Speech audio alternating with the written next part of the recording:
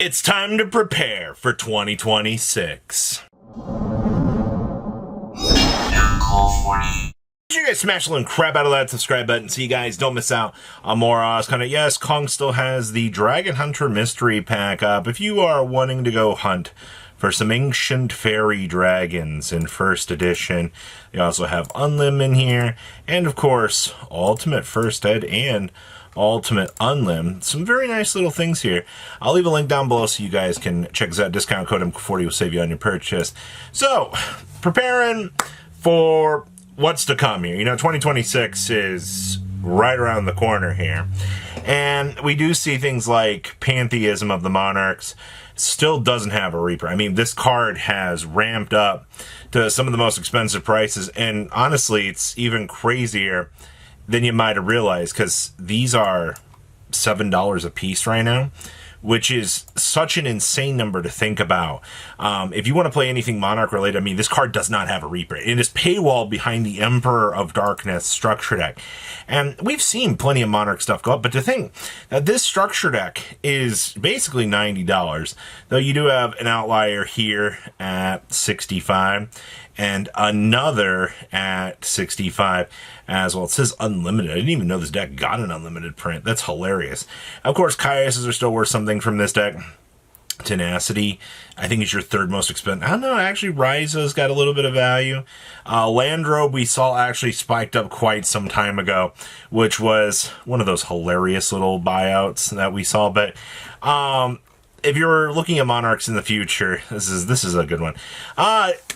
Backup Batting Nestor and Maliss. So there's a lot of discussion right now going into 2026 that obviously, you know, is Konami going to go after Maliss? Is there really a point to clean stuff up?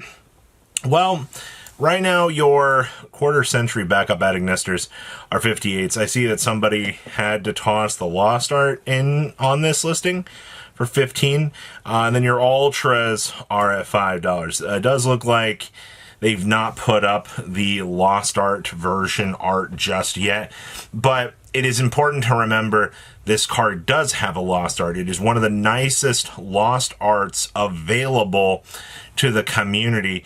And, I mean, its job was to bring down this version of the card. And I think it did a good job at that. I mean, seeing these are, what, like $5, $6 a piece, which is actually not too terrible.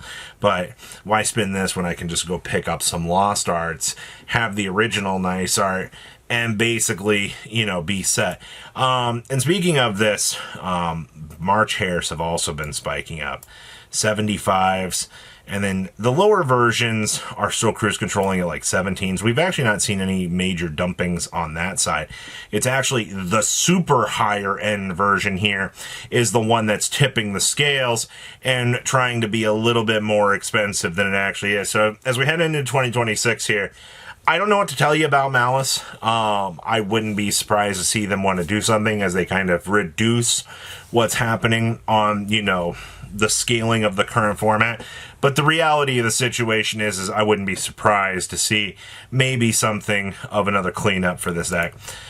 Nightmare Apprentice from the Mega Pack. This actually was the top selling card on TCG Player just on the search recently. And honestly, I'm not surprised. This card is... it didn't get the reprint, man. And now you're seeing this card start to spin its way up to the $5. I've talked a little bit about this. I mean, this gives you a free dump a heck of hands into the graveyard. It gives you another search for it.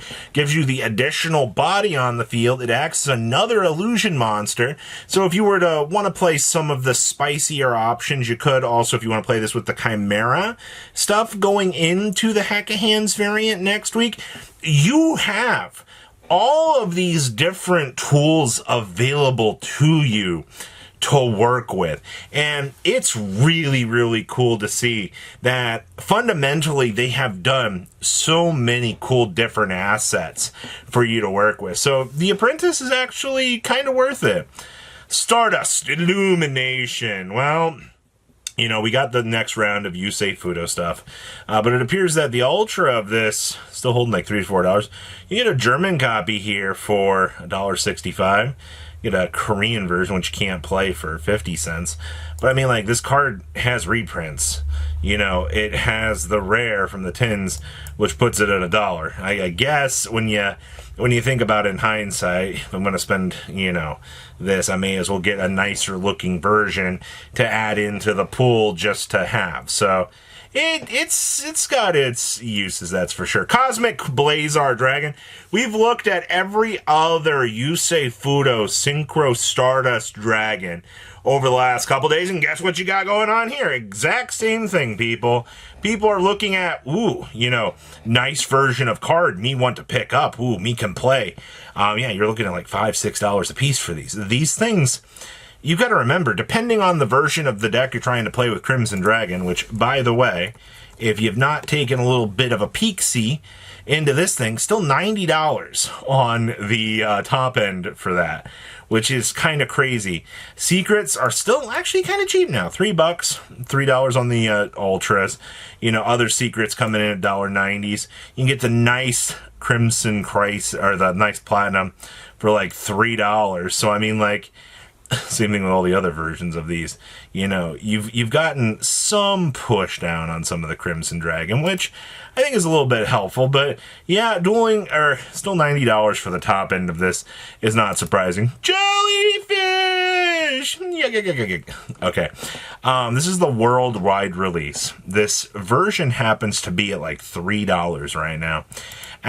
Yes, this is actually got some value to it. I was a little bit perplexed seeing this, and I still am a little bit taken aback by this. I think, all things considered, this is a card that, if you want to play in the, if you're playing it with the vanilla Mermail good stuff, then it's okay. I mean, we have one sale on this. That's it.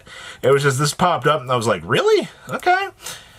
Degenerate Circuit. The controller of this card pays 500 life points during each standby phase. Of course, I love this is not optional. Monster cards that be returned from the field and are removed from play instead.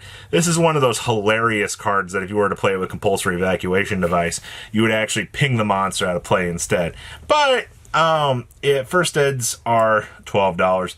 This is kind of your what in the world is happening here. Pot of Greed from Starter Deck Yu-Gi Evolution. This actually popped up on page 4 of best selling. I mean, I see. Actually, let's go take a look at your sales data here. $1.24s, $3.55s, $1.25s. Looks like this was just a easy alternative for people to want to look at for Pot of Greed. Because I guess in hindsight, if you're looking at some of the quarter century versions of these, I guess that they would have some sort of little turbulence going about them. So interesting to see, you know, the forecast kind of bouncing around on that. The Red Eyes Toon Dragon. If you've not paid attention to anything Toon related over the course of the market, you're doing it wrong. All right. Well, first of all, look at this. Okay. This thing has multiple printings, $3, $4. The Legendary Collection Rare, or excuse me, the short print common is like $3 as well. Red Eyes Toon Dragon is one of those cards you just look at and you go, oh, okay. I mean, long term, this card has proven itself. And I mean, it special summons a Toon monster from your hand. I mean, we're never going to hate that, but it is a free extension that does ignore summoning conditions, which can get pretty devastatingly good. Also, for you old Edison players, or somebody that's been wanting to pick up Edison format, a little bit of a fun fact here. These dimensional prisons from Mago are coming in at like $6 to $7 a copy now. There was a time where I thought these were much cheaper, but no, these are starting to get a little bit crazy. Mago cards are starting to get a little bit expensive. The One Who Wakes Up for Millennium, you know, it's still only like 35 listings of this card, and you're looking at like $3 to $4. And I mean, we did have the secret reprint, and it's only got 61 listings now. A little bit of a fun fact, you never recovered. And then the Melody of the Brass Djinn. $8 now for Star Pack Common. $5, $6. This is what happens when you need a Ring 3 that gets access into the Fiendsmith package. And it does it pretty well, man. So, I guess, not all that surprised, but what do you guys think about everything? Please, comment down below what you guys think, and I'll see your beautiful faces back here later in the day, guys. Patrons, thank you.